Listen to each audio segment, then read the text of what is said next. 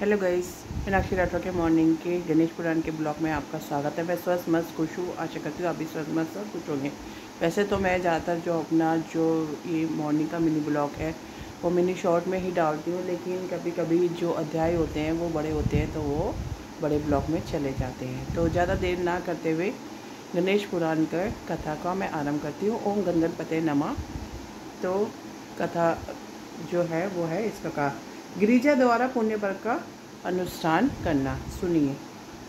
गिरिजा द्वारा पुण्य व्रत का अनुष्ठान करना। भगवान शंकर की आज्ञा सुनकर गिरिजा नंदिनी अत्यंत आनंद में मग्न हो गई और पुण्य व्रत का अनुष्ठान आरंभ करने के लिए आवश्यक सामग्री एकत्रित करने लगी। तभी भगवान आशुतोष की आज्ञा से अनेकानेक ब्राह्मण भिड़ते और गण वहाँ सभी उपस्थित हो गए। मास के शुक्ल पक्ष की त्रयोदशी आने पर उन्होंने शुभ मुहूर्त में व्रत का आरंभ किया।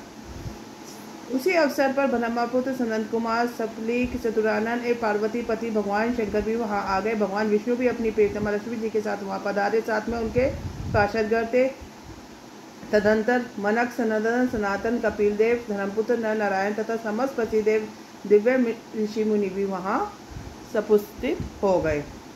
समस्त प्रमुख देवता यक्ष, नाग, किन्नर आदि तथा सभी दिग्नपाल पर्वताज हिमालय भी अपनी पत्नी, पुत्र आदि के साथ वहां आ गए। उनके साथ धरती में उत्पन्न होने वाले रतन, मणि आदि अनेक दुर्लभ पदार्थ थे। 1 लाख गज रतन, 3 लाख वररत्न, 10 लाख गौरत्न, 1 करोड़ स्वर्ण मुद्राएं, 4 लाख मोती, 1000 कौसुकमणियां तथा अत्यंत सुवासित मिष्ठानों पकवानों के 1 लाख भाग भी उनमें सम्मिलित थे। साथ ही अन्य प्रत्योपयोगी वस्तुएं भी वे शैलदास लेकर आए थे। मनु मुनि, ब्राह्मण, विद्याचर आदि के भी अनेक समुदाय उस ज्ञानचरण के आरंभ में ही वहां आकर ठहर गए। सन्यासी, भिक्षुक एवं बंदीगणों की संख्या भी कम नहीं थी। संसार में विद्यमान योनियों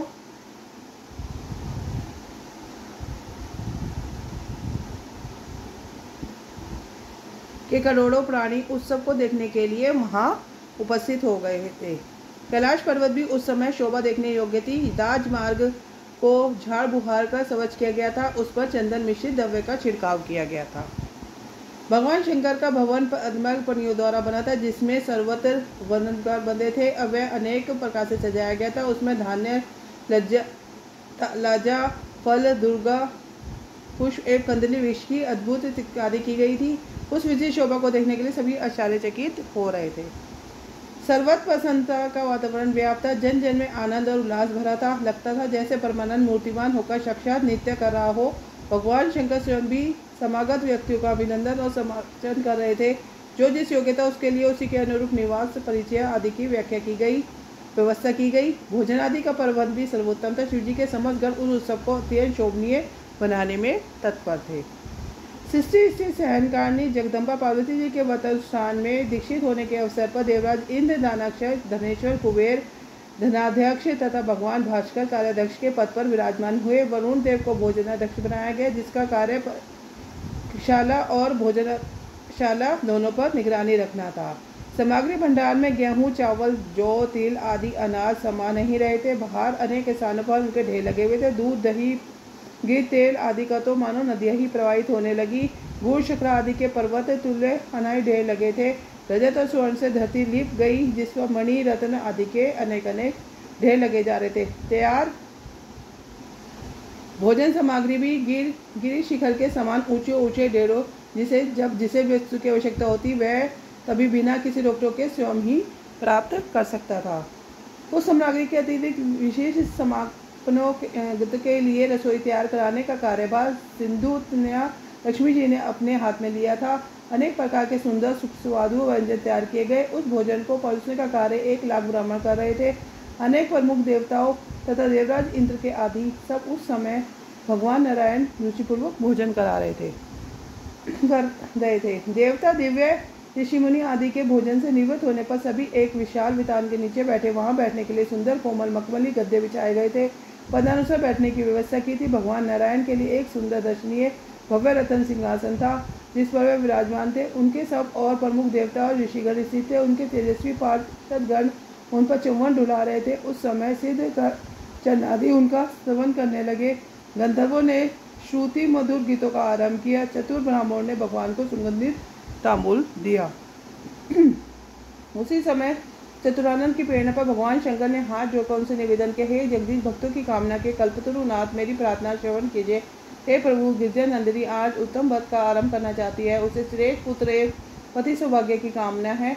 आप सर्वत्र सर्वात्मी एवं समस्त कर्म फलों के देने वाले, अतएव मंगलकारणी आज्ञा प्रदान करने की कृपा करें। तदुपरांत पार्वतीपति ने उनका अनेक प्रकार से सेवन किया और फिर ब्रह्मा जी के मुख की ओर देखते हुए खड़े हो गए। यह देखकर भगवान लक्ष्मीनाथ ने गंभीर वाणी में कहा, गिरिजानाथ, आपकी धर्मपत्नी पुत्र प्राप्ति के उद्देश्य से जिस पुण्य व्रत का आरंभ करना चाहती है, वह समस्त व्रतों का सारभूत एवं समस्त अभिष्ट फलों के प्रदान के करने में समस्त सुखों और कल्याण को देने वाला तथा अंत में मोक्ष का दाता है। इसके अनुसार से हजारों राष्ट्रीय यज्ञों का पुण्य सहज में ही प्राप्त हो जाता है। जिनेन्द्र इस व्रत के अनुसार में हजारों राष्ट्रीय यज्ञों के समान ही साधन जुटाने में धन का व्यय होता है, इसलिए इसे समान साध्वी स्त्रियां नहीं कर सकती, परंतु साध्वी स्त्री इसको करने में सहज समर्थ है, इसलिए उन्हें यह अवश्य करना चाहिए। उनके प्रवासों उनके अंश में भगवान गोलोक के साक्षात क्रीड़ा करेंगे। वह गणेश नाम से अवतार लेंगे, जिनके स्मरण मात्र से ही समस्त विघ्नों का नाश हो जाएगा। भगवान रमानाथ के कृपापूर्ण वचन सुनकर भगवान विष्णुध्वज प्रसन्न हो गए, उनका हृदय गदगद हो गया। तदुपरांत वे वहां से उठकर पूर्व में गए और गिरिजानंदिनी को भगवान नारायण के कहे हुए वचन सुनाए। इससे शैलपुत्री अत्यंत प्रसन्न हुई। तभी व्रतारंभ का शुभ मुहूर्त आ गया। पार्वती जी के व्रत काल में भगवान शिव की प्रेरणा से अनेक प्रकार के दिव्य बाजे बजने लगे। तभी शैलेंद्र ने पवित्र गंगा जल से स्नान कर शुद्ध वस्त्र धारण किए और विप्रों से पूजा विधि का आरंभ किया। चावलों पर विधि पूर्वक रतन मणि मंडप सर्वश कलश स्थापित किया गया। तब श्रेष्ठ मुनियों पुरोहितों ने को रतन में सिंहासनों पर बैठाकर उनका पूजन किया गया। फिर आदिदेव ईश्वर की पूजा के पश्चात ब्रह्मा विष्णु महेश का पूजन किया गया। तदुपरांत स्तुतिवादन पुण्य वाचन मृत्यु पूजन आदि के साथ ही व्रत का आरंभ किया गया। मंगल कलश पर गोलकनाथ श्री कृष्ण का आह्वान पर षोडशोपचार ने उनका अत्यंत भक्तिपूर्वक पूजन में तेलों के दुर्लभ पदार्थ अर्पण किए गए। तदुपरांत पुष्पांजलि एवं भावांजलि समर्पण के साथ स्तवन किया। तदंतर तिलघृत की 3 लाख आहुतियों से शिवप्रिय ने हवन किया और फिर ब्राह्मण मुनियों देवगणों एवं अतिथियों आदि को विविध प्रकार के सुगंध दिव्य व्यंजनों से भोजन कराया और विप्रों को सोनादि की दक्षिणाएं दी। तभी पार्वती जी की प्रशंसा करने लगे। चनादि ने शिवा का यशोगान किया गया तथा अप्सराएं नृत्य करने लगी। तो इसी के साथ गणेश पुराण की ये कथा पूर्ण होती है। गण गणपते नमः। तो कल एक नई कथा का आरंभ जो है व्रत की समाप्ति, पुरोहितों को दक्षिणा याचना। तब तक के लिए सबको राम नाम, सबको राधे राधे।